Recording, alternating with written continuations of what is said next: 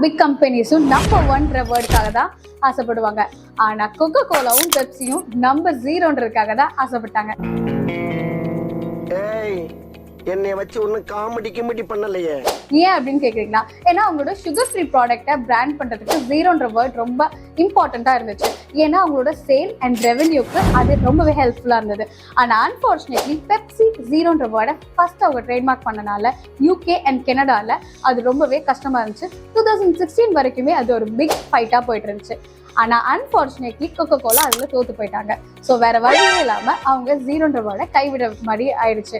அதனாலதான் இப்ப கூட 0 சுகர் அப்படின்ற வேர்டை தான் அவங்க யூஸ் பண்றாங்களே தவிர்த்து 0ன்ற வேர்டை யூஸ் பண்ண முடியல.